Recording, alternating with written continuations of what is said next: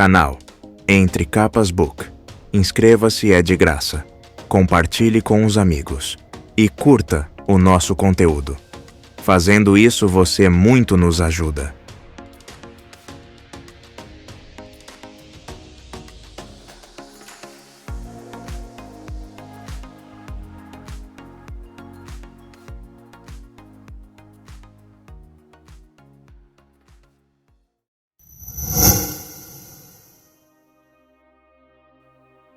Capítulo 18.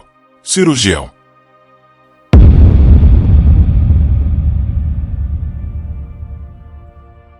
Os moldados têm um segundo metal que acho fascinante. Um metal que conduz luz das tempestades. As implicações disso na criação de fabriais são espantosas.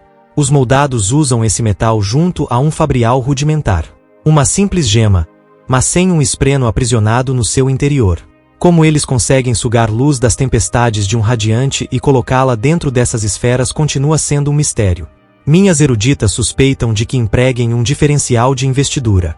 Se uma gema está cheia de luz das tempestades, ou imagino, luz do vazio, que é removida rapidamente, cria um diferencial de pressão, ou um tipo de vácuo, na gema. Isso continua sendo apenas uma teoria. Palestra sobre mecânica de fabriais apresentada por Navani Collin à Coalização de Monarcas, Uritiru, Jezevan, 1175.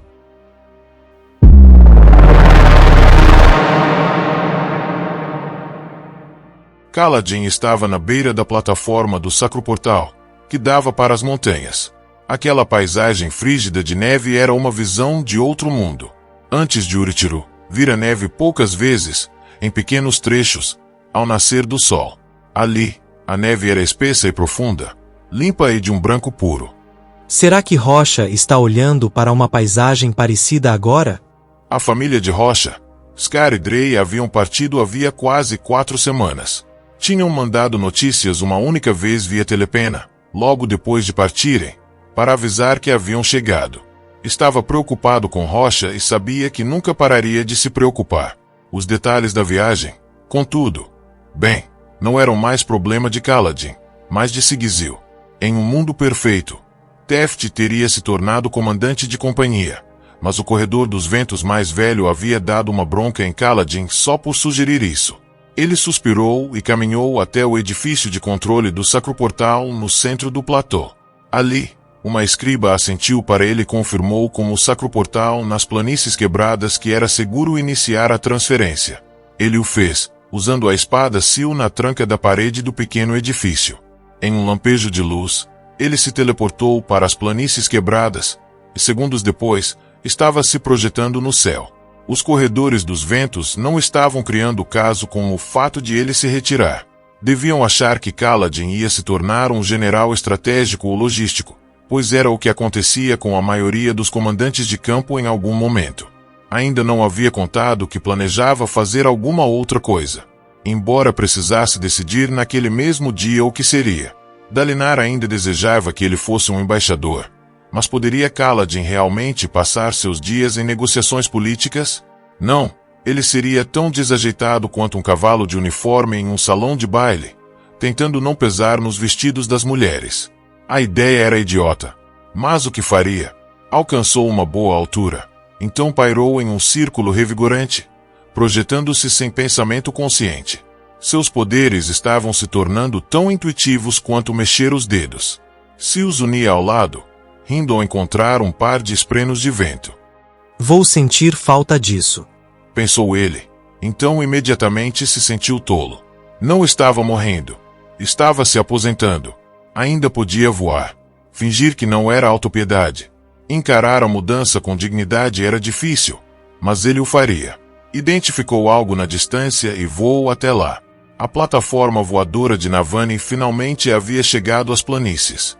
A frente do convés superior estava cheia de rostos que espiavam, impressionados, a paisagem. Kaladin pousou no convés, respondendo às saudações dos Corredores dos Ventos deixados para guardar a nave.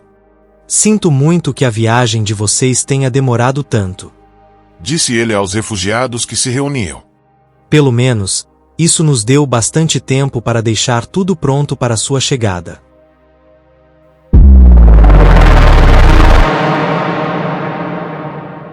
Começamos a organizar a torre por vizinhanças.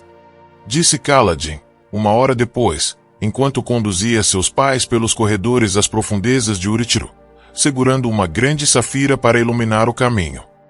É difícil manter um senso de comunidade aqui, com tantos corredores parecidos. É fácil se perder e começar a achar que está vivendo em uma cova. Lirin e Ezina o seguiam, fascinados com as camadas multicoloridas nas paredes, os tetos altos e a majestade geral da enorme torre completamente esculpida na pedra. No começo, tínhamos organizado a torre por principado. Continuou Kaladin. Cada um dos grão-príncipes aletianos recebeu uma seção de determinado andar. Navani não gostou do resultado. Não estávamos usando as extremidades da torre e sua luz natural tanto quanto ela queria. Tínhamos que lotar de gente salas que não haviam sido projetadas como espaços de moradia, já que os grão-príncipes queriam manter seu povo por perto. Ele se abaixou sob um estranho afloramento de pedra no corredor. Urithiru tinha várias daquelas estranhezas. Aquela era redonda, um tubo de pedra cruzando o centro do corredor. Talvez fosse ventilação, porque passava bem por onde as pessoas andavam. Muitas outras características da torre desafiavam a lógica. Corredores sem saída, salas sem entradas, exceto por buracos minúsculos que permitiam espiar o interior. Poços que desciam por 30 ou mais andares. Alguém poderia ter considerado tal disposição uma loucura, mas até seus traços mais espantosos de projeto, como veios de cristal correndo ao longo dos cantos das salas, ou lugares onde camadas se combinavam para formar padrões que lembravam glifos marcados na parede, faziam Kaladin pensar que aquele lugar fora planejado e não construído de forma aleatória. Aquelas estranhezas tinham propósitos que eles ainda não compreendiam. Seus pais se abaixaram sob a obstrução. Haviam deixado o irmão de Kaladin com os filhos de Laral e sua governanta.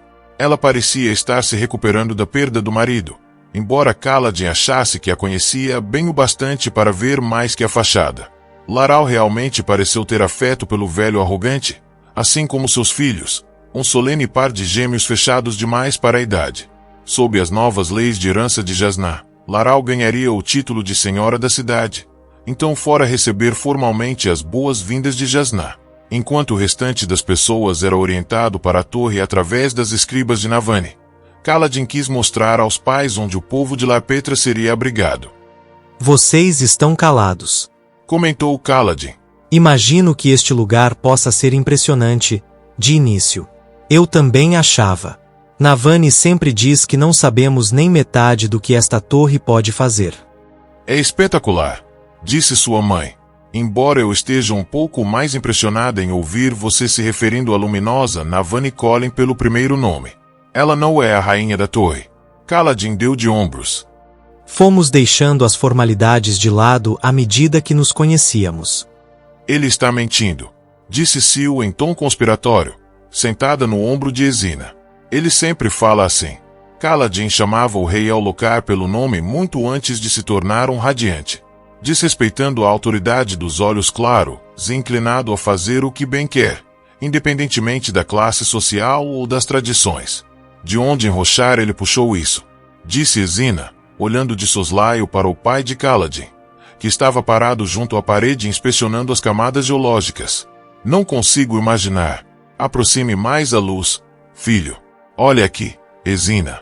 Essas camadas são verdes. Isso não pode ser natural. Observou Lirin. Querido, o fato de que a parede é parte de uma torre mais ou menos do tamanho de uma montanha, não é prova suficiente de que este lugar não é natural. Deve ter sido transmutado nessa forma. Especulou Lirin, batendo de leve na pedra. Isso é Jade. A mãe de Kaladin se aproximou para inspecionar o veio verde. Ferro. Deixa a pedra com esse tom. Ferro. Mas o ferro é cinza, não é? Disse Sil. Isso. Deveria ser cobre que deixa a pedra verde. Não? Comentou Lirin. É sua cara pensar isso mesmo. Rebateu Ezina. Tenho certeza de que não é assim que funciona. De qualquer modo, talvez possamos deixar que Cal nos mostre o caminho até os nossos aposentos. Ele está obviamente empolgado. Como você sabe, eu acho que ele nunca fica empolgado. Nem quando digo que tenho uma surpresa divertida para ele. Falou Sil. Suas surpresas nunca são divertidas. Reclamou Kaladin. Eu coloquei um rato na bota dele. Sussurrou Sil. Levou uma eternidade. Não consigo levantar algo tão pesado, então tive que atraí-lo com comida. Por quê? Em nome do Pai das Tempestades, você colocaria um rato na bota dele? Perguntou Lirin. Porque cabia direitinho. Como assim ninguém acha que foi uma ideia incrível? Lirin removeu cirurgicamente seu senso de humor. Disse Esina. Também ganhei um bom dinheiro vendendo no mercado aberto. Replicou Lirin. Esina se inclinou para perto de Sil. Ele o substituiu por um relógio, que usa para monitorar exatamente quanto tempo todos os outros desperdiçam com emoções idiotas. Sil olhou para ela, com um sorriso hesitante. E Kaladin percebeu que ela não sabia ao certo se era uma piada. Quando Esina balançou a cabeça encorajadoramente, Sil soltou uma gargalhada genuína. Ora, não seja ridícula, disse Lirin. Não preciso de um relógio para monitorar quanto tempo todo mundo desperdiça. É evidente que é quase 100% de suas vidas. Kaladin se inclinou contra a parede, sentindo uma paz familiar ao ouvir os comentários brincalhões deles. Outrora, tê-los por perto novamente teria sido quase tudo o que queria. Assistir a Lirin ficar obcecado com alguma coisa. Ouvir Esina tentando fazer com que ele prestasse atenção nas pessoas ao redor. A maneira terna como Lirin aceitava as piadas, participando delas ao ser comicamente sério. Isso lembrava Kaladin dos dias passados à mesa de jantar, ou coletando ervas medicinais nas áreas cultivadas fora da cidade. Aquelas memórias pastorais lhe eram muito queridas. Parte dele desejava que pudesse simplesmente voltar a ser o garotinho deles. Desejava que não precisassem interagir com sua vida atual, em que indubitavelmente começariam a ouvir sobre tudo que Kaladin havia suportado e feito. Tudo que, por fim, o derrubou. Virou-se e continuou avançando pelo corredor. Uma luz estável à frente indicou que a muralha externa se aproximava. Luz solar fundida, aberta e convidativa. A esfera fria com luz das tempestades na mão dele representava poder, mas de um tipo taciturno e furioso. Bastava inspecionar a luz da gema para ver que ela se remexia, tempestuosa, na tentativa de se libertar. A luz solar representava algo mais livre, mais aberto. Kaladin adentrou outro corredor, onde as linhas das camadas geológicas nas paredes se curvavam para baixo em um padrão semelhante a um leque. Como ondas quebrando. A luz do sol chegava através dos umbrais das portas à direita. Quando os pais o alcançaram, Kaladin apontou. Todos os quartos à direita levam a uma grande sacada, que se estende por toda a borda. Laral vai ficar no quarto do canto, que é o maior, com sacada particular. Pensei que devíamos reservar os 10 aqui no centro e transformá-los em uma área de reuniões. Os cômodos são conectados. Algumas vizinhanças tornaram a seção de sacada delas um grande espaço comum. Ele continuou avançando, passando pelos quartos, que continham grandes pilhas de cobertores, tábuas para confeccionar mobília e sacos de grãos. Podemos trazer cadeiras e formar uma cozinha comunitária. É mais fácil do que tentar dar um jeito de todo mundo cozinhar por conta própria. A lenha das fazendas de Petrobulbo nas planícies precisa ser trazida em carroças através do Sacro Portal, então é estritamente racionada. Mas há um poço funcional neste andar, não muito longe daqui, então não vai faltar água. Ainda não sei ao certo quais serão os deveres de todo mundo. Como vocês devem ter notado durante a viagem, Dalinar começou operações agrícolas em larga escala nas planícies quebradas. Isso pode exigir realocação, mas talvez permita que possamos plantar aqui. Isso foi parte do argumento que usei para convencer Dalinar a me deixar trazer todo mundo de Larpetra. Nós temos muitos soldados, mas um número surpreendentemente pequeno de pessoas que sabem o que fazer em um campo de laves durante a estação de vermifugação. E essas salas? Perguntou Esina, apontando para um corredor interno com várias entradas. Cabe uma família em cada. Disse Kaladin. Não possuem luz natural, infelizmente, mas existem 200 dessas salas, o bastante para todo mundo. Sinto muito ter colocado vocês aqui em cima, no 6º andar. Vocês vão ter que esperar os elevadores ou usar as escadas. Era a única opção de cômodos com sacadas. Ainda é bastante baixo, eu acho. Tenho pena das pessoas que um dia vão ter que morar nos andares mais altos. É maravilhoso, comentou Ezina. Kaladin esperou que Lirin fizesse algum comentário, mas ele apenas caminhou até uma das salas, passou pelos suprimentos e foi até a grande sacada, olhando para cima. Ele não gostou. Pensou Kaladin, mas claro que Lirin reclamaria de alguma coisa, mesmo depois de receber aposentos invejáveis na mítica cidade dos reinos de época. Kaladin se juntou a ele, seguindo o olhar do pai, enquanto Lirin se voltava e tentava olhar para os pontos mais altos da torre, embora a sacada acima encobrisse a visão. O que há no topo? Indagou Lirin. Salas de reuniões para os radiantes. Não há nada no topo de verdade. Só um telhado plano. Mas a vista é incrível. Algum dia eu mostro a vocês. Chega de conversa. Venham. Sigam-me. Exclamou Sil. Então voou do ombro de Ezina e flutuou pelas salas. Quando os humanos não a seguiram imediatamente, ela voltou, girou ao redor da cabeça de Ezina. Então voou de volta. Venham logo. Eles a seguiram, Kaladin atrás dos pais enquanto Sil os conduzia através das várias salas com sacada que ele imaginava se tornando uma grande área de reuniões, com uma vista maravilhosa para as montanhas.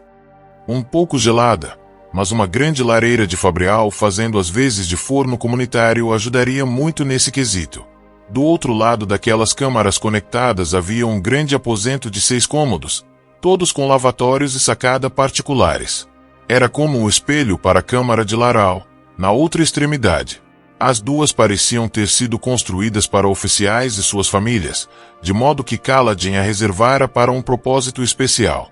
Sil os conduziu pelo primeiro cômodo, depois por um corredor que dava em 2 portas fechadas, que revelaram uma grande sala de estar.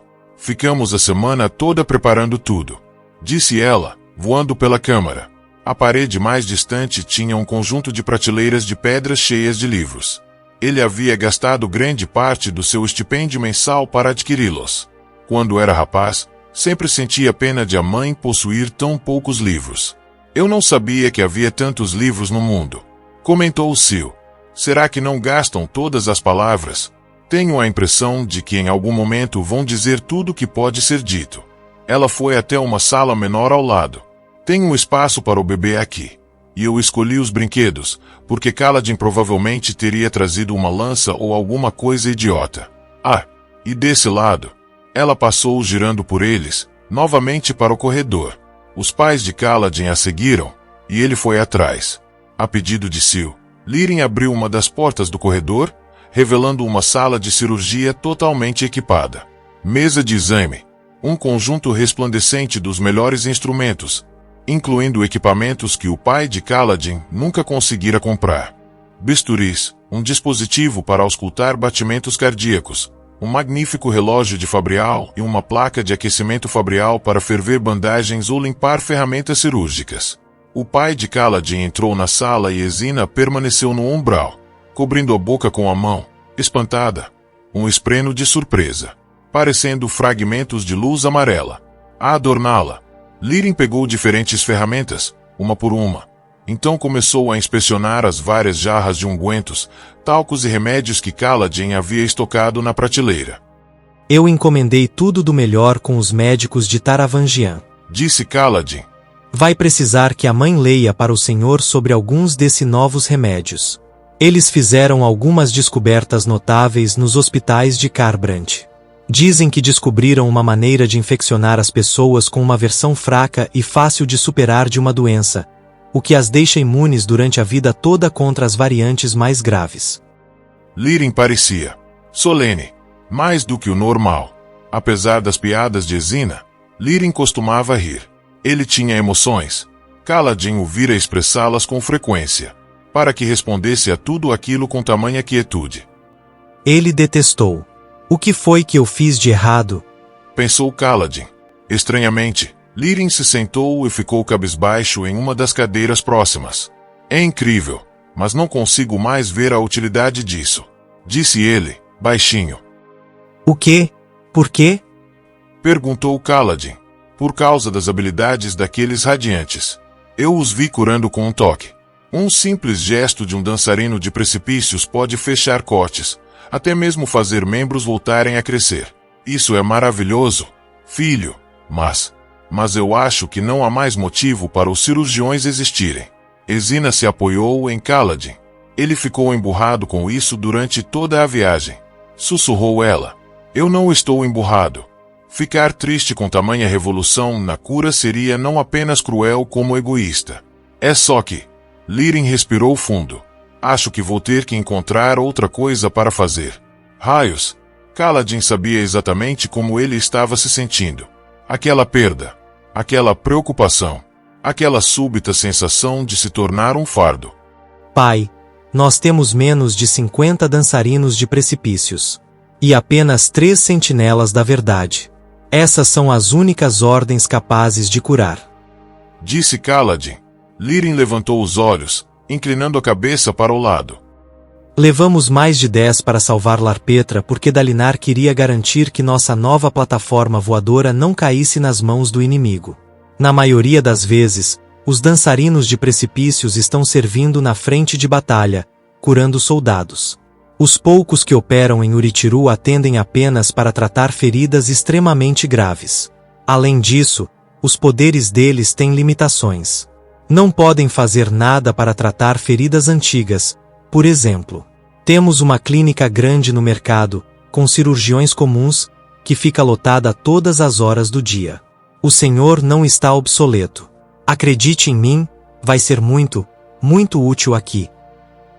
Lirin olhou novamente para a sala, enxergando-a com novos olhos. Ele sorriu, e então, talvez pensando que não deveria ficar feliz com a ideia de que as pessoas ainda precisavam de cirurgiões, se levantou. Muito bem, então. Suponho que eu preciso me familiarizar com esse novo equipamento. Remédios que podem prevenir doenças, você disse? Que conceito intrigante. A mãe de Kaladin o abraçou, então foi para outra sala para olhar os livros. Ele finalmente se permitiu relaxar, acomodando-se em uma cadeira na sala de cirurgia. Sil pousou no seu ombro e tomou a forma de uma jovem vestindo um ava completo, com o cabelo preso à moda aletiana. Ela cruzou os braços e olhou feio para ele, como se estivesse esperando por alguma coisa. O que foi? Perguntou ele. Você vai contar a eles ou eu vou ter que fazer isso? Agora não é a hora certa. Por que não? Não conseguiu pensar em um bom motivo. Ela continuou fulminando-o com aquele olhar de espreno terrivelmente insistente. Ela não pescava, a menos que decidisse fazer isso. Então Kaladin nunca conhecera ninguém com um olhar tão intimidador quanto Sil. Certa vez, ela até aumentara os olhos em proporções perturbadoras para expressar um argumento particularmente importante. Kaladin se levantou, fazendo com que ela se afastasse na forma de uma fita de luz. Pai, o senhor precisa saber uma coisa. Lirin deixou de lado o estudo dos medicamentos, e Ezina enfiou a cabeça na sala, curiosa. Eu vou deixar o exército. Preciso dar um tempo no combate, e Dalinar ordenou isso. Então pensei em ocupar o quarto ao lado do de Oroden. Talvez eu precise encontrar outra coisa para fazer da vida. Ezina levou a mão aos lábios novamente. Lirin ficou parado e empalideceu, como se houvesse visto um esvaziador. Então seu rosto se iluminou com o maior sorriso que Kaladin já vira no pai. Ele se aproximou e agarrou o filho pelos braços. É disso que se trata, não é? A sala de cirurgia, os suprimentos, aquela conversa sobre a clínica. Você entendeu. Finalmente entendeu que eu estava certo. Você vai se tornar um cirurgião, como eu sempre sonhei. Eu? Aquela era a resposta. Claro, a resposta que Kaladin estivera evitando de propósito. Pensara nos fervorosos, pensara nos generais e pensara em fugir. A resposta estava no rosto do seu pai, um rosto que parte de Kaladin temia. No fundo, soubera que só havia um lugar para onde ir quando tomassem sua lança. Sim, o senhor tem razão. O senhor sempre teve razão, pai. Acho que é hora de continuar com meu treinamento.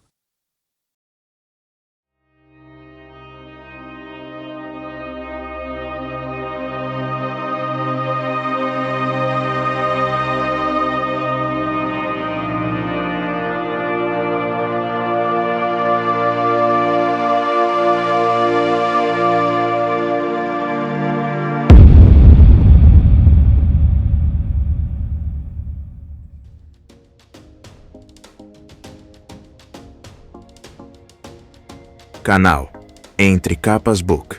Inscreva-se, é de graça. Compartilhe com os amigos. E curta o nosso conteúdo. Fazendo isso, você muito nos ajuda.